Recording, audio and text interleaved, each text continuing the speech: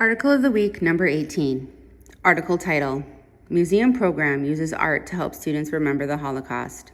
Author, Los Angeles Times. Date of publication, October 11th, 2006. The first period of any school day can be busy, with bells ringing, friends catching up on gossip, and late arrivals rushing madly through the doors. But early on a Thursday morning, the students in teacher John Aguado's history class in Los Angeles are respectful and silent. Guest speaker Gabriela Karen tells her chilling experience in Slovakia during World War II.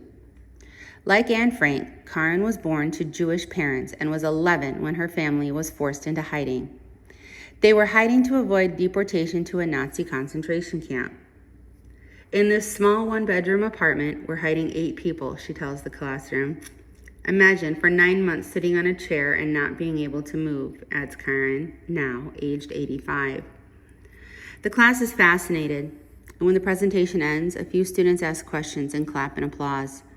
However, rather than discussing the history of the Holocaust, they reach for art supplies. Program brings art to underserved schools. Karen's talk and the flurry of art making that follows is part of an innovative program called Share Our Stories, Reflections Through Art. It was established by the Los Angeles Museum of the Holocaust and uses art to teach students in underserved schools about the Holocaust. For 3 years, the museum has partnered with 3 high schools and 1 middle school so LA students can visit the museum and have guest speakers from the museum to visit those schools in return.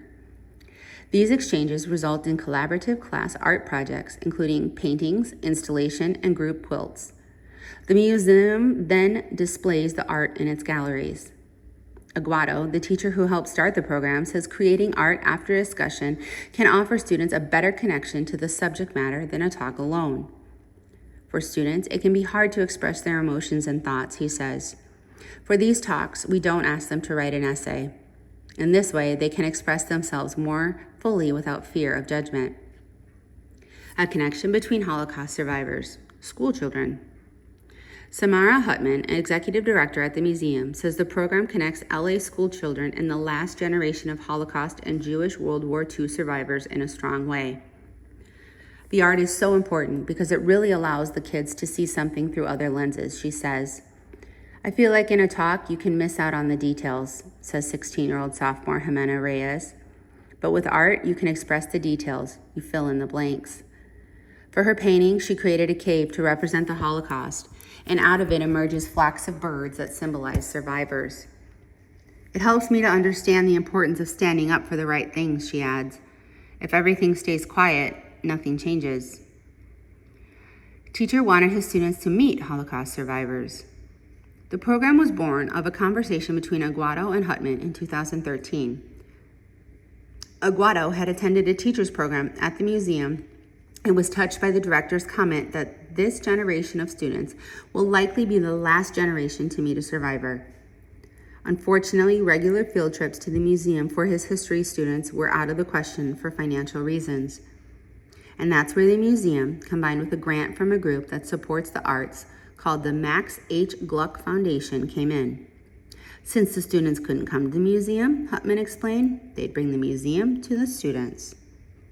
The pilot program was led by Aguado at Animo Ralph Bunche, where his students collaborated on a quilt inspired by the life story of a Holocaust survivor.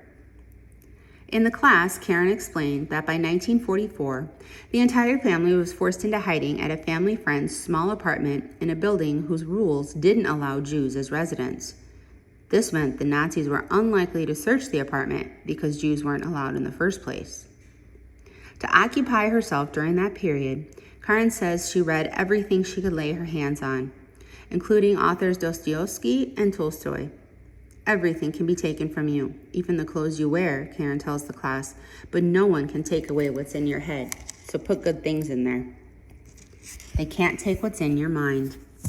The words Karen used to tell her story resonate with the students who write words such as faith and hope on the small plastic discs they've been given. One young man stencils out the phrase, "They can't take what's in your mind."